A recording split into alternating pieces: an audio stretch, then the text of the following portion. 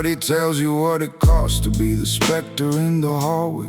The name that clears a sidewalk, that makes laughter find the doorway out. The way is sudden, weather change evacuates the terrace. I arrived at my own birthday and they wore their finest harness of performance. Smiles assembled like a vestibule of duty.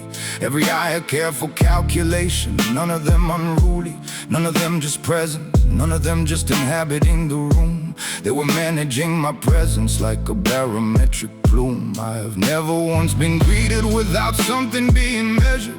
Never sat beside a man who wasn't somewhere being tethered to the version of himself that knows what rooms like this require, and the version that just wanted to sit down beside a fire. This is the weight of being feared, not the throne, the isolation. Every room a different shape of the same constellation. Men who orbit never land, never drop their calibration. This is the weight nobody sees beneath the reputation. The gravity of dread is loneliness with elevation. A man above the clouds, still starving for a conversation.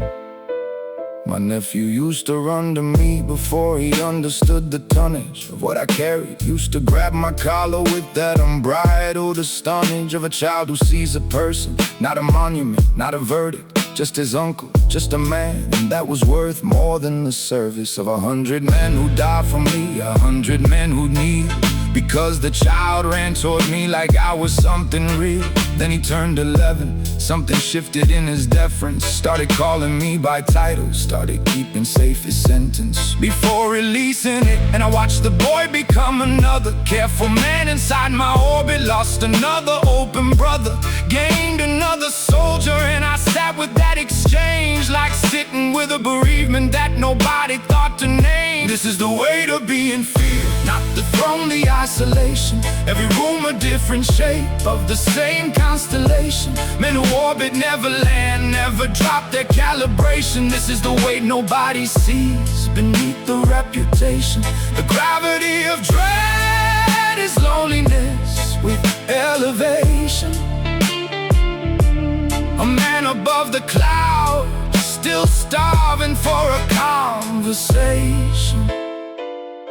There was a woman once who looked at me without the tremor, held my gaze the way you hold a cup warm without a gender. I didn't know what to do with that, the unguarded kind of scene. Sat across from her and felt the unfamiliar of just being. Not a force, not a frontier, not a name above a door frame. Just a man who ate his soup and didn't have to choreograph his war game. I came back twice, the third time something in the room had shifted. Someone had informed her, and the fourth time she was gifted with that same careful smile, that same diplomatic warmth. And I never went again, just let the winter take its form. Because a man who knows what he has lost can't sit inside the replica of what was real. The copy is its own particular vernacular of greed. I chose this, let me not disown the choosing.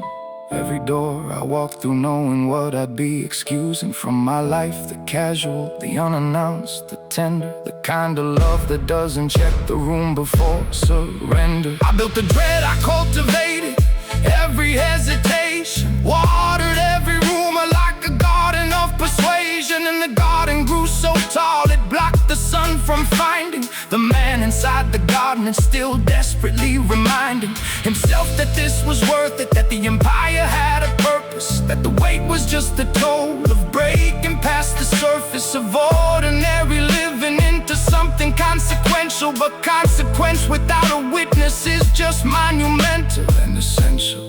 Loneliness. The room goes quiet every time I enter. I used to want that, now it's just a splinter, working deeper past the anesthetic of the power, past the theoretic of the throne into something simpler.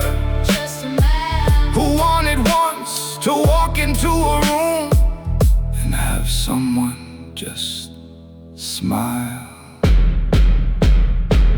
without the weight.